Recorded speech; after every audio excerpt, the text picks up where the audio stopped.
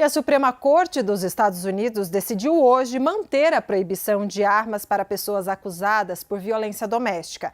A medida é uma vitória para o governo de Joe Biden, que disputa a reeleição para a Casa Branca. A Mariana Jangiacomo tem os detalhes dessa história ao vivo, direto de Nova York. Mari, uma boa tarde para você novamente. Conta para a gente por que essa decisão da Corte ela é importante e os impactos disso também na política, né, Mari?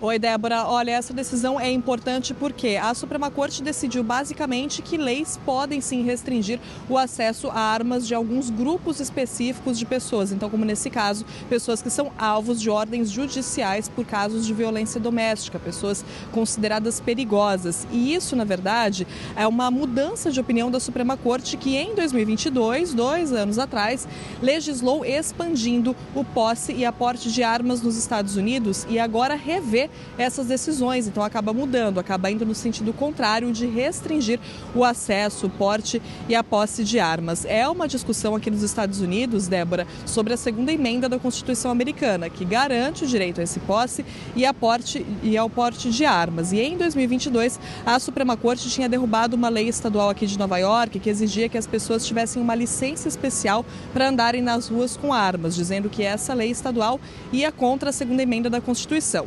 Com essa decisão de hoje, 2 anos depois, a Suprema Corte deixa claro que leis como essa aqui de Nova York podem existir. Então é por isso que essa decisão é importante além do caso específico que foi julgado pela Suprema Corte. E que caso foi esse? Foi um caso no Texas de um homem que é alvo de uma ordem judicial dessa por causa de violência doméstica, que foi condenado por continuar com a arma dele. Ele inclusive chegou a fazer 5 disparos em público, disparando a arma para o ar, para o alto, depois disso, depois de ter sido condenado. E ele entrou na justiça, então, alegando que isso iria contra a segunda emenda da Constituição, que garante o direito ao porte e à posse de armas. E a Suprema Corte, então, decidiu que não, que na verdade, nesse caso, essa lei pode continuar, que ela não vai contra a segunda emenda da Constituição, não fere a Constituição americana. Foi uma decisão tomada por 8 dos 9 juízes da Suprema Corte. Apenas um juiz, o Clarence Thomas, discordou dessa decisão, ou seja, todos os outros, inclusive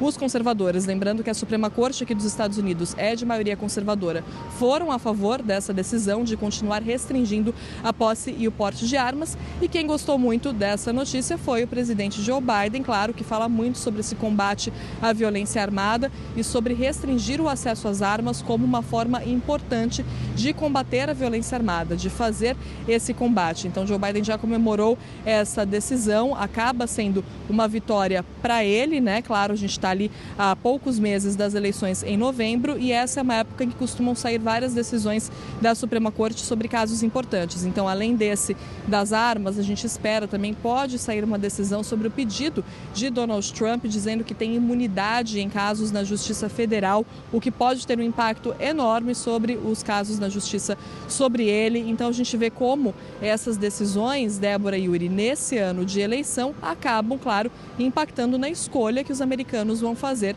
em novembro.